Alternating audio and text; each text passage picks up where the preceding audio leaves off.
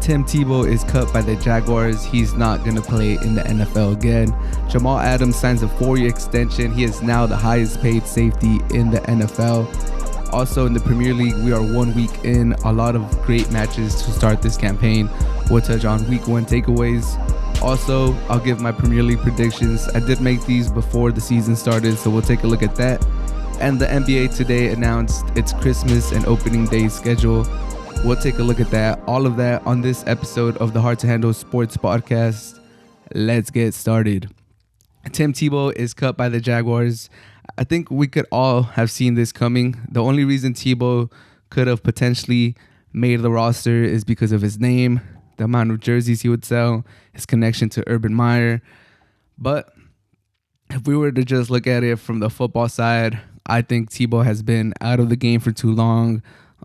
He didn't succeed as a quarterback. He played a little bit of tight end, or he ran some routes with the Jets, from what I remember.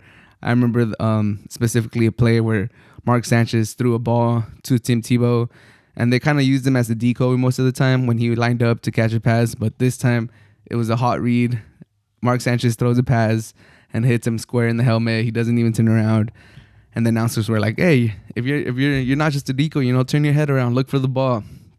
So that's my first really memory I have with Tim Tebow and trying to catch some balls, trying to, be utilized as an all-around player, not just a quarterback. Kind of like Taysom Hill before Taysom Hill. But it didn't work out too well for him. He couldn't really get a spot in the NFL. He tried to do baseball. He was in the minors. Credit to him for, trying to do other stuff, pursuing his dreams. So I fought Tebow. I don't fault Tebow at all. So, that was all fun. It's all good for him. I was rooting for him if he had any sort of chance to make it in baseball. I was rooting for him. It was entertaining to see him do that. But once I thought that was it. I thought that meant that was the end of Tebow in the NFL. We knew that one of the main reasons he didn't stay in the NFL was because he was set on being a quarterback. He thought of himself as a quarterback. He wanted to make it in the NFL as a quarterback. People were telling him to do a precision change, and he didn't really like the idea. So we all could kind of tell that he was not an NFL quarterback. His motion was not there. He played with a lot of heart. He could run. He could get some yards, but as a quarterback, he left a lot to be desired, throwing with that unorthodox throwing motion with his left hand. So for him to be out of the NFL for so long and finally decide to make a position change at the age of 34, when he had been out of the NFL for so long. And Tebow, he's quick, he's agile, he could do a lot of stuff running, but he's not like the most athletic guy out there. He's not like a Lamar Jackson or like even like a Trey Lance or like a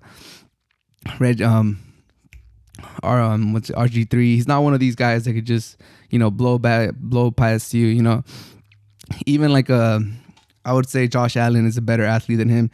Tim Tebow just played with a lot of heart, and he did the most of it in college, but in the NFL it's just a level probably too high for Tim Tebow for a quarterback, and to transition into tight end at the age of 34. I thought it was such a long shot for him. But the NFL is not just a sport. It's not just, you watching your favorite team, rooting for them week in and week out. It's also entertainment. It's the most watched show on TV. I know you don't like to call it a show, but it's entertaining. You tune in to get entertained, to be entertained for 3 hours. And Tim Tebow, if he can't really bring stuff in the field, he's at least entertaining. He adds to the show that the NFL is. He makes it, the NFL is not just the 3 hours that you watch your team on Sundays, on Thursdays, on Saturdays, sometimes on Mondays. It's the whole week. It's like a reality show. Like, we love the NFL. We tune into it the whole week.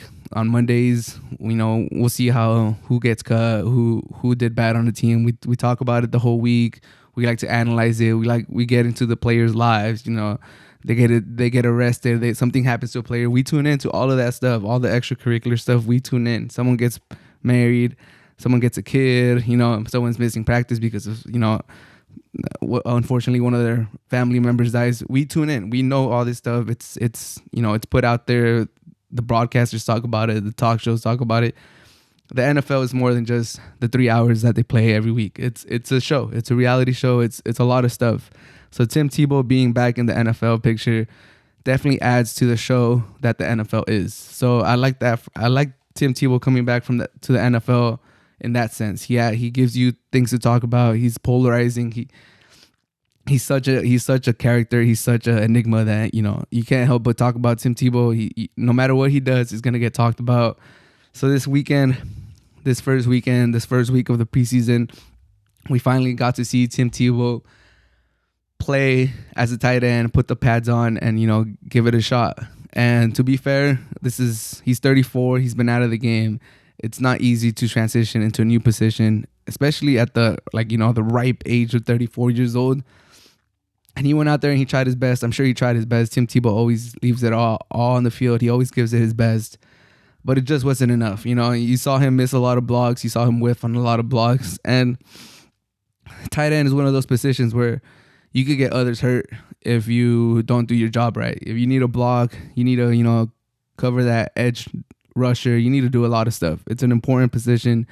And for Tim Tebow to miss a lot of blocks like that, to not, get his assignments right, it's tough. It was going to be an uphill battle, and there was a lot of backlash on Twitter. Even when he signed, everyone was saying he's taking a spot from other players. He's taking a spot from up-and-coming tight ends that are looking to, get their first shot at the NFL, make some NFL money.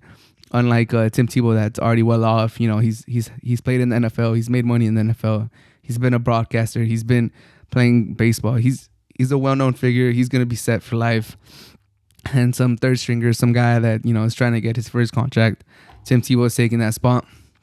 But we all know, not just the NFL, but the world is of connections. So Tim Tebow obviously has that connection with Urban Meyer. So I could see where people are coming saying that Tim Tebow took a spot from someone, but it is what it is. That's how the world works. I just wanted to see Tebow. I was happy that he was back in the NFL just because I said he's a whole show in of itself. And I was curious to see, I was one of those people that doubted it. I mean, I wasn't rooting against the guy. I just doubted that he could make it. Like, it was just so hard to do the thing he was trying to do, become a tight end at the age of 34 and just, have soft hands, be a good blocker, know how to run routes, know how to be a decoy. Like, tight ends, it's hard. You got to sell the block, go into your route late into the play. You got to do a lot of nuances. You got to know how to blog, run schemes, passing schemes, audibles. There's a lot of stuff that you got to know, and it's just hard. And for Tebow, credit to him for trying, but I think we all, at the end of the day, in the bottom of our hearts, we all saw this coming. If he was going to make the roster, it was because, he knew Urban Meyer, and Urban Meyer did him a solid. But regardless if he didn't make the team, I think Urban Meyer still did him a solid. Still, Tebow was probably chasing a feeling. He was chasing, a memory. He was chasing that feeling of being an NFL player, being part of a offseason, being part of a locker room, being part of, a group of guys with all, having a same goal, trying to help a team, trying to win the championship, trying to, we've all been part of teams, we've all played for some high school, middle school, little league, whatever. I'm pretty sure even your work, you're all a team. You all are, working towards a common goal. So I think for Tebow, it was just, he was missing that feeling of being part of a locker room, giving it a chance. He felt like tight end was a position that he had a chance to transition. We know about the NBA players or college basketball players that transition into the NFL. Gates is like the main one. When Antonio Gates played in the NFL, you would hear it like 4 times during the game. Oh, ex basketball player turned tight end. So it's not out of the realm of possibilities. We've seen people transition into the NFL, and the NFL, it's one of those sports that you could find players playing different other sports, and you'll find a position for them in the NFL. Like, basketball players turn into tight ends. You see rugby players turn into running backs or defensive ends. So it's not out of the, it's not something crazy where someone hasn't played a position and they're just a physical specimen and you find a way to turn them into an NFL player. So, there was a slim chance that Tebow could have been like those other people that just transition sports and they're able to do it at the highest level in the NFL. But it just didn't work out. And now Tebow gets to probably go back into the broadcasting go back into the booth, talk, and college game day. Be one of the better analysts out there. He talks with so much passion. I think that's his calling, being a commentator. He's really good at what he does when he commentates. So tip my hat to Tebow for trying. It doesn't hurt to try. It doesn't hurt to, hit up your contacts. I think we've all done it once or twice in our life where, we want to get a role, we want to get a position, and we look through our contacts and you're like, hey, I have a good connection with this guy. He's my old buddy. I'm going to hit him up, see if he could hook me up, get me a job, get me a position, at least get me an interview or something. That's what Tebow did with Urban Meyer. Urban Meyer did him solid. He probably didn't promise him a position. He just promised him a chance. And he played one game in the preseason. He did his best. It wasn't enough, but it is what it is. Good job, Tebow. I'm rooting for you. I hope you don't go away. I hope you don't go off into the sunset. And this is the end of Tebow. I'm pretty sure we'll hear you in ESPN Game Day or something like that. But shout out Tebow. It wasn't meant to be. And sorry to all the fans that bought a Tebow jersey. It was not long lived. He played one preseason game, so hopefully you're able to get a refund or you're able to change it for another jersey. But moving along, Jamal Adams signs a 4-year extension with the Seahawks, making him the highest paid safety. 4 years, $70 million. I think it's well deserved. When Jamal Adams played for the Seahawks, they were a better defense. Simple as that. When he wasn't there, they were not that good. And the Seahawks, they gave up a lot. 2 first-round picks to get him. I think Jamal Adams had all the leverage. The Seahawks didn't just want to give up all that capital, all those draft picks to just have a 1-year rental. So at the end of the day, I think Jamal Adams was always going to come back to the Seahawks. The Seahawks were not going to let him walk after giving up so much for him. So I'm happy for Jamal Adams. Well deserved. He deserves that money. He's been one of the better safeties in the NFL for a while now. And I'm just glad to see him work out a deal with the Seahawks, especially because, he's had this before with the Jets where he couldn't work out a deal with them. The ending was ugly. He finally goes to the Seahawks. You think the Seahawks are going to trade for him and have a deal in place right away. It doesn't materialize, and now it's like we're getting deja vu. Like we've seen this story before. And it's just good to see Jamal Adams get signed, be happy, play with that. Next season, he's going to play knowing that, he's secured. He has a 4-year contract, $70 million. He has a good amount of money guaranteed. So good for Jamal Adams. I'm happy for him. I hope this, lets him clear his head, lets him play freely, because when he plays freely, he's one of the most aggressive safeties out there. He's not a ball hawking safety. One of the stats that was going on today was that he's only had 2 interceptions in his whole career. So that really threw me off. I was like, whoa, like, damn, he's played that long and he's that good of a safety and he only has 2 interceptions. That's why I was like, okay. But that's not what he's known for. He's almost like a linebacker. He blitzes a lot. He's the best blitzing safety in the NFL today, maybe ever. So he's going to be in the line of scrimmage. He's going to go up there and, be an extra body, make tackles behind the line of scrimmage, just patrol the line of scrimmage, patrol, everything that the quarterback is changing out. He's a smart safety. He knows how to sniff out plays. And if he's not the best ball hawking safety, he's the best safety in the line of scrimmage. And he definitely makes the Seahawks defense better. So I'm happy for Jamal Adams. I hope he has a great year.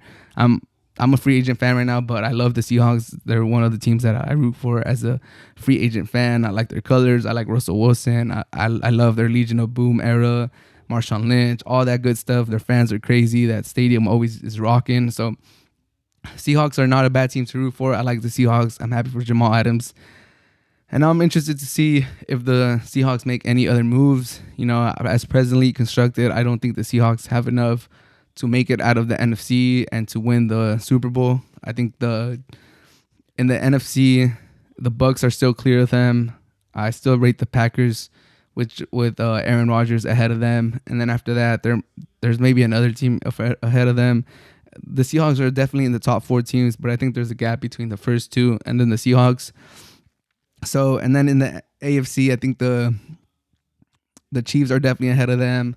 So, they're definitely in the top 5, top 6, top 7 teams, but they're in a tough division. We'll see how the Niners bounce back. We'll see how the Cardinals bounce back.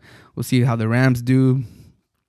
So, toughest division in the NFL, and they're in the NFC. So, it's going to be a tough outing for the Seahawks, but at least they get their guy. They signed Jamal Adams to a 4-year, $70 million extension, 38 million guaranteed. So good for Jamal Adams, good for the Seahawks. They get moving forward. They don't lose out on their investment. So it's just good for all parties. I think this is a good contract. I think he deserved it. He's only 25 years old, so when the contract's up, he's going to be 29. Still, he could still cash in another deal. So I'm happy for Jamal Adams. I'm happy for the Seahawks. And now we'll see how the Seahawks do.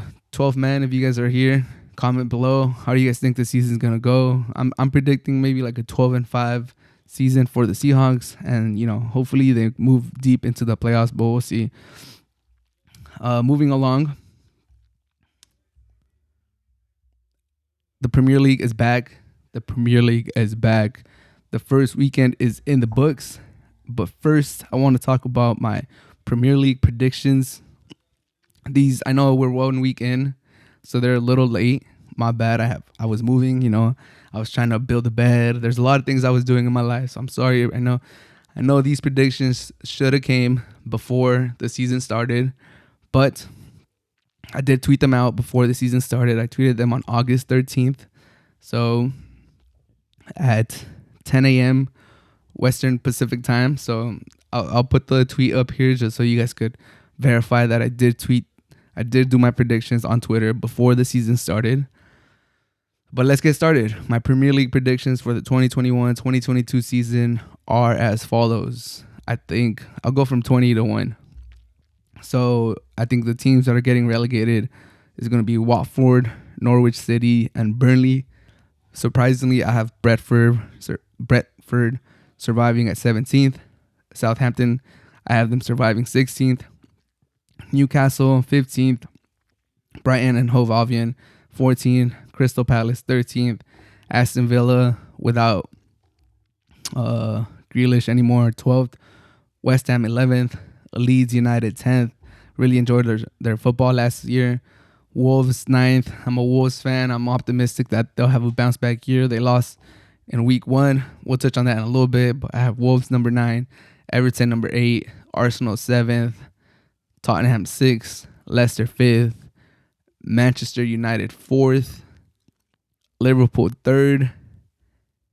So now there's 2 teams. City 2nd, Chelsea 1st. I have Manchester City as 2nd place, and I have Chelsea winning the Premier League. I like Chelsea. I like Tuchel. I like what they're doing. Since Tuchel took over, they're just super organized. They know what they play for. They're stout at defense. Mendy is a great goalkeeper. You bring in Lukaku to shore up your offense. He's definitely going to put away the chances that Werner was missing last year. I think that it frees up their wingers. I think Pulisic is going to have a great year, a big year for Chelsea. Playing, alongside Lukaku is just going to open up that wing for him. The defense is always going to have to put bodies on Lukaku, even if he's having an off day or an off month or an off couple games. Lukaku is such a physical presence. He's such a big guy. He's so strong that you're going to have to put a body or two on him, and it's just going to open up that whole offense. He's a good postman too, so he could just back a player up, play off of him. That's a big signing. That's one of the biggest signing, in my opinions, for the Premier League. United look really good, so I might have them too low as 4. I think they actually could compete for the Premier League.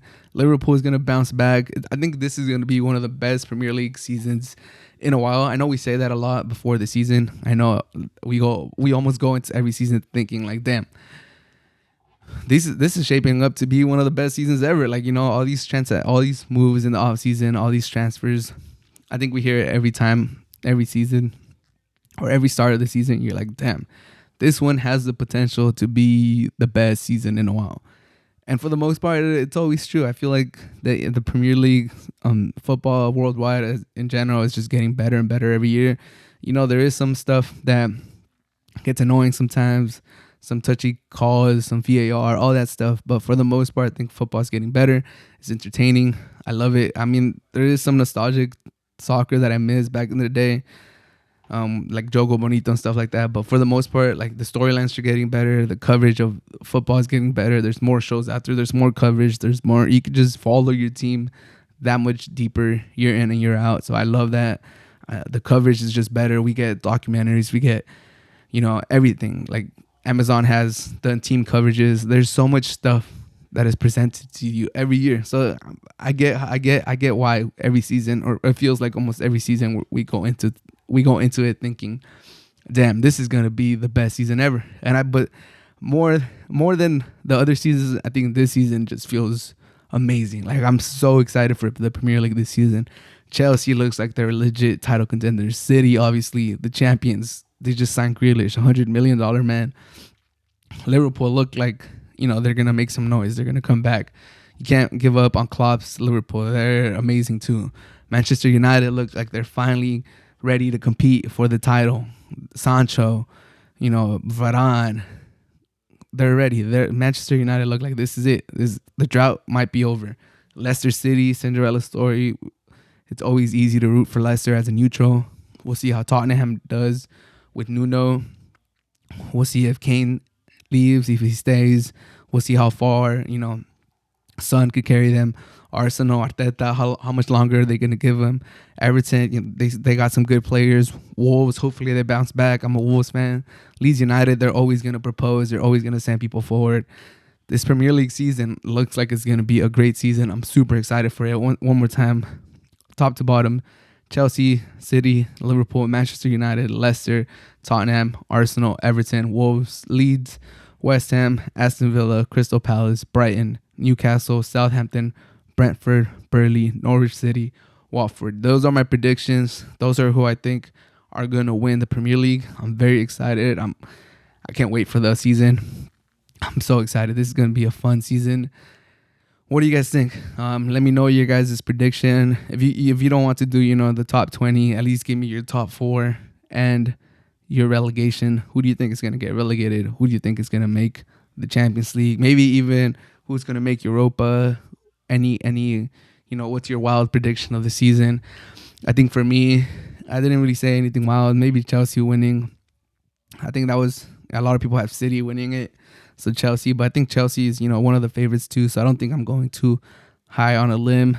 Arsenal, 7th. They might even be lower. Wolves at 9. I think I saw a lot of people have Wolves towards the second half of their rankings. I think Brentford surviving. I think a lot of people had them being one of the bottom 2 or even like the last team. So I have Brentford surviving. It's a good storyline. It's a good feel good story if they're able to, stay in the top division for at least one more year. But yeah, let me know what you guys think about my predictions. Call me a wanker. Tell me what I did wrong. What's wrong with it? But yeah, I think these predictions are not too bad. I think I did a pretty solid job. I think we could revisit these maybe one more time after the transfer window closes in the halfway of the season, maybe during the winter transfer. And then we'll definitely revisit them at the end of the season to see how we did. So if you guys want to join me in the predictions, tweet at me at H2H sports _ or just leave your comment on the YouTube video and let me know what your predictions are. Top 4, full 20. I'll go through all of them. Full 20, top 4, relegation. Just let me know what you guys think. Or you could just say you're champion. Chelsea for me is the champion. As a neutral or as a Wolves fan, I think Chelsea's gonna win. They look loaded. I like Tuchel a lot. Like I said, they're organized. Lukaku, in my opinion, is one of the biggest signings in the Premier League, and I'm ready. This Premier League season, everyone made moves, for the most part on the top. United retooled. City made a big splash. Liverpool made a couple of signings. Chelsea made the big one. Some other ones. It's looking good. The Premier League season is looking good. I'm very excited. Definitely tune in to the Premier League. It's going to be an awesome, awesome year. But let's recap Matchday 1. Matchday 1 of the Premier League was exciting. It was amazing. It was refreshing to see the officials officiating, holding their whistle more in their mouth, not blowing it, not calling everything a penalty. I think it was a welcoming sight. I think we're all happy to see those tacky small fouls not being called anymore. So that's a win. I hope it stays like that the whole season. They did take our complaints into consideration, so I'm very happy about that. But Matchday 1 scores: Brentford 2, Arsenal 0. Brentford surprises Arsenal. Arsenal starts on a terrible form. How long is Arteta gonna stay? They have a tough schedule. Arsenal play, I believe, City and Chelsea next. Yeah, they have Chelsea next, and then they play Manchester City. So they could potentially be 0 for 3 weeks into the season. Not to start. Arsenal wanted Brentford, who hadn't been in the Premier League in like 70 years.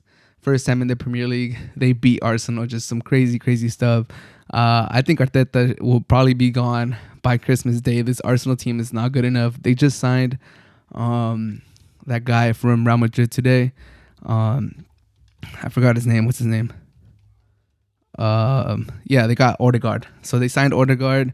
He should help them, but I don't think he moves the needle that much for them. They're still not playing good football. So we'll see how long Arteta keeps his job. I don't think he makes it to the end of the season by no means. I think by Christmas, I think Arteta is gone. Manchester United put the whole league on notice. They beat Leeds United 5-1. Rashford looked good. Pogba looked good. Greenwood looked good. And, that was without Varane. And that was without Sancho really getting into it. So they're only going to get better. Manchester United, this might be the year that they get it all together and they establish themselves as a real title contender, as a real important team in the Premier League. Leicester City 1-0 against Wolves. Leicester looked pretty good, solid. My man Vardy is still scoring goals, still being the leader. He's getting older in age. We don't know how many more good years he has, but he still looks fine. He's the lead fox. They did good. Wolves, this was a key game for me as a Wolves fan. I wanted to see how they were going to come out. Raul Jimenez looked good, but he looked a little timid. He seemed to be, working his way to the right too much. I think he's a little timid getting those headers going. We'll see how his confidence goes as the season goes. But overall, I think the Wolves showed some promise. I think there is potential to have a top 10, upper half of the league table finish. There was a lot of chances. Wolves need to work on their finishing, but I think promising start for the Wolves. They should have put their chances away. But I predict Leicester City is the top 5 team. So for Wolves to, keep up, look like they belong with Leicester City, we'll take the positives with the negatives.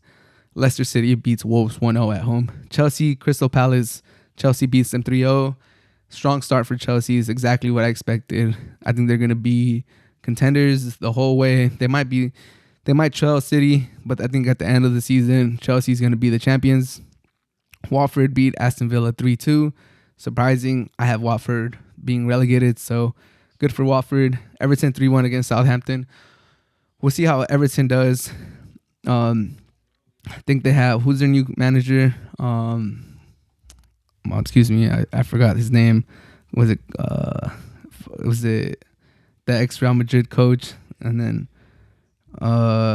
where's the coach? Rafa Benitez. There you go. I forgot his name. I apologize.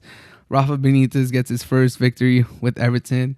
Ex-Liverpool coach took them to the UCL. Now he's on the other side of town. 3-1 for Everton. Everton's one of those teams that has a lot of talent. We'll see if they're able to crack into Europa. I think I have them as 8th, or what I have them? Yeah, 8th. So I have them finishing top 10, and they're one of those teams that could potentially finish higher than my prediction. Brighton 2, Burnley 1. Liverpool 3, Norwich City. Liverpool look good. Like I said, they're definitely going to be in the race. I have Chelsea winning, but in my opinion, there's about all top 5 teams have a chance to win the league. Chelsea, City, Liverpool, United, even Leicester. It would be fun to see them win again. I think all of those 5 teams, Leicester's kind of hit with injuries, so maybe not as much. They're not as deep. But Chelsea, City, Liverpool, United, I think they're all going to battle it out to the end of the season. So they all, for the most part, started strong. We'll get to City in a little bit, but Liverpool beat Norwich 3-0. They looked convincing. They looked exciting. It was a fun match. But let me just say, it was great to see fans back into the stands, to hear the goal, that Brentford versus Arsenal game, to hear the roar of the fans when they took that 1-0 lead. And it was a nice shot, too. That was a great goal by Brentford. And when they took that 2-0 and they kind of sealed the game, to just see the fans going crazy and their emotion, and you just see them shouting, and it's a packed stadium, and you could actually, it's like the stadium has its own heartbeat. It has its own voice. That was amazing to see. Not if you're an Arsenal fan, but Brentford Arsenal kicked off the season, and it was great to just see the fans back out there. Back to the results. West Ham 4, Newcastle 2. West Ham looked good. Good for West Ham. We'll see how they do this season. What's his name? They look really good. I'm happy for Moyes. He looked good. We'll see how they keep up this season. Ben Rama, he's one of the players to keep an eye out. He scored a goal. He looked good. We'll see how he does for West Ham. He's a player to look out for this season. Ben Rama. And the last game, Tottenham, surprising win against Manchester City. Most people's title favorite, the reigning champions. Tottenham gets the 1-0 victory over Manchester City without Harry Kane in their new stadium, packed with fans. It was a great game. Tottenham Hotspur Stadium was rocking. Beautiful stadium, by the way. I've never been to England. I've never been to the United Kingdom. I want to go to this stadium. It looks amazing. I'm not a Tottenham supporter, but I am a Nuno supporter. You know, he brought the Wolves to the Premier League. 3 great seasons with the Wolves in the Premier League. And I love the man. I respect the man. I love the man. I do agree the Wolves needed to turn the page and, you know, look in a different direction. But I support him. I'm always going to support Nuno, and it was great to see him beat City. It looks like he has Pep's number. He's had a lot of victories against Pep. And, you know, they played counterattacking football, and Son is just a monster. That goal that he scored, solo goal, Son is underrated, criminally underrated. I want him at Real Madrid. But, yeah, those are your scores for the Premier League. A lot of good football that was played this weekend. Brentford 2, Arsenal 0. That's probably the upset of the week. Brentford gets their first victory in the Premier League in like 70 plus years. United looks solid against Leeds. Wolves show some fight. I'm happy for that. We took a loss, but not too bad against Leicester 1-0. Chelsea 3, Crystal Palace 0. Chelsea, my title selection. Watford 3-2 against Aston Villa. Everton 3, Southampton 1. Burnley 1, Brighton 2, Norwich 0, Liverpool 3. Liverpool looked good too. West Ham 4, Newcastle 2. And Tottenham with the upset over Man City 1-0. Those are your results for the Premier League Week 1. Let me know what your takeaways are. It was a great weekend of soccer. I'm looking forward to Matchday 2. It's going to be a great weekend. I'm already excited. This whole Premier League season, I'm telling you, it's going to be a great, great season. You guys got to tune in. You got to wake up early if you're in the United States. Just watch these games. They're going to be amazing. It's going to be the best season in a while. I can predict that. I feel it. The fans are back. Football is back. I love it. Go Wolves. But moving along, let's get to the NBA. The NBA just revealed its Christmas schedule and its tip-off schedule.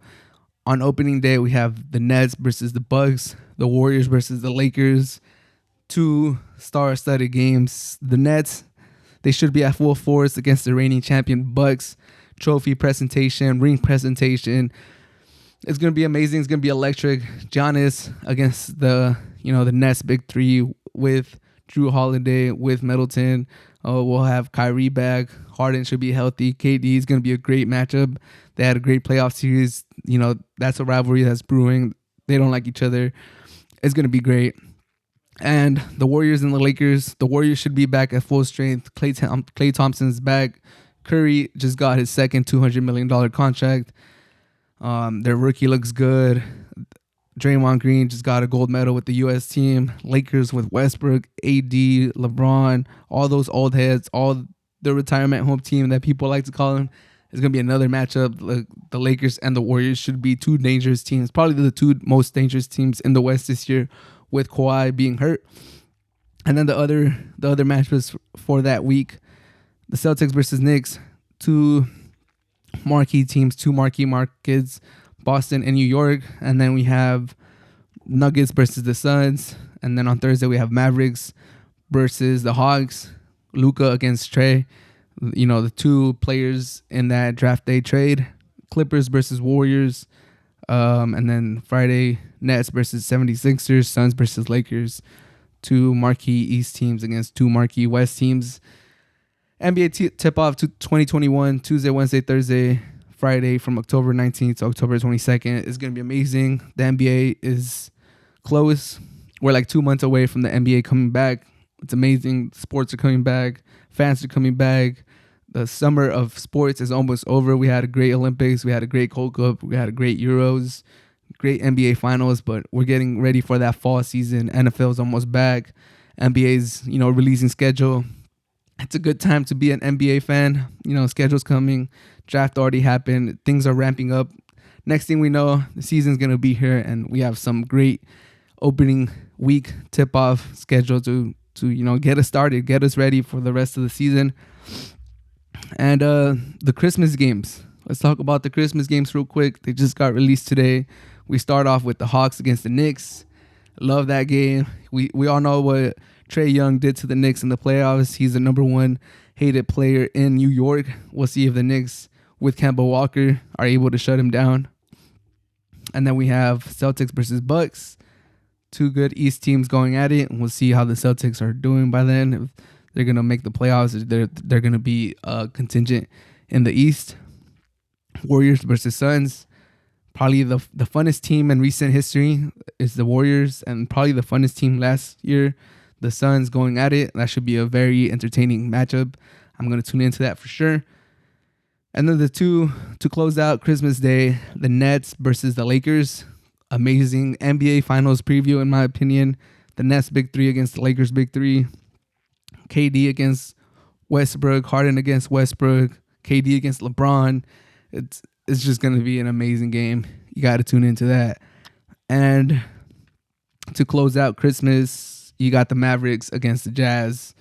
Two teams that should be in the playoffs for the West. So that's a really, very good schedule for the NBA. It's going to be amazing. I'm excited for the NBA. It seems like the NBA Finals just happened. We're just congratulating Giannis. We're just congratulating the Bucks. And, things move fast. Time flies, and we're already releasing the schedule for next year. I'm excited for the NBA to come back. I'm excited to go to an NBA game. I'm excited for Christmas. I'm excited for opening day. I love sports, man. This is great. It's always great when in the off season you start, the draft comes, the schedule's starting to get released, because you're like, you can start smelling, you can smell the season coming. You're getting pumped up again. You start thinking, this is our year. We're gonna be champions. I love my rookies. My veterans still got some. We all know that feeling. We all feel that way, and it's just great. I'm a Laker fan, but I'm an ABA fan too. And just seeing these Christmas schedule, seeing this tip-off schedule, it warms my heart. And I'm excited for this NBA season. I know everyone else is. There's a lot of good teams, the Lakers and the Nets specifically, but the Bucks are gonna have something to say. The Celtics could bounce back. We'll see how the Hawks keep improving with Trae Young. Collins just got paid.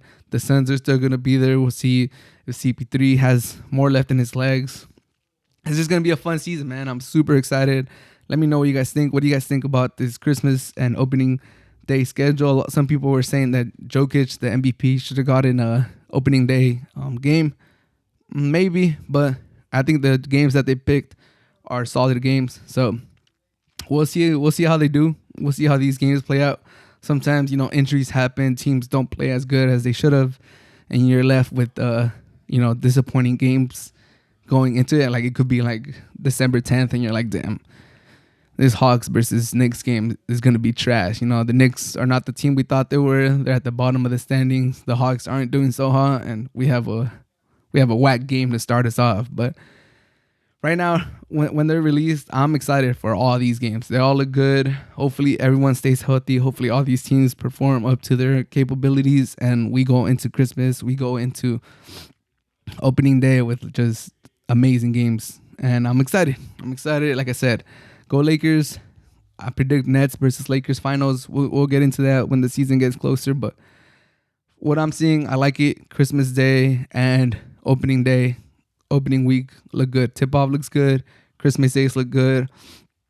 Let me know what you guys think. Should another team have gotten some better matchups? It is crazy that the Nuggets didn't get a Christmas game. He is the MVP. I would say that the Nuggets should have probably gotten a Christmas Day game just because he's the MVP. But it is what it is. We all know the NBA has some of its favorites. They think highly of some players rather than others. Jokic, he's a great player, but he's a big guy. He doesn't move as fast, but he is flashy. I would say he is flashy. He makes some crazy passes. I do agree with some people saying that he should have a Christmas Day game, but it is what it is. I'm just excited for the NBA to come back. That when the NBA and the NFL overlap, that's the best time of the year. You watch the NBA the whole week. You get to Thursday, you watch a little NFL. You watch the NBA Saturday, Sunday, NFL comes back. Monday, you have some NBA games, you have NFL, and then NBA carries you through the week. You just rinse and repeat. And that's the best time of the year for me, in my opinion. And there's always football on the weekends too. Champions League in the mornings on the weekdays. That's when all three leagues, for me, since I am a multi-sport aficionado, when all those three leagues combined, is just amazing. So I'm just glad that these schedules are coming out. I'm gearing up for winter, for fall, to watch these games, to be wearing my flannels and watching these games. But yeah, that should do it for this episode, you guys. Episode number 61. I might do some predictions for match day number 2 in the Premier League. Keep in touch for that. And tweet at me your predictions for the Premier League, or what do you think about these Christmas Day games and tip-off games. But that should do it. Thank you for listening. Thank you for supporting the podcast. My name is Ismael San Juan. Have a great rest of your day.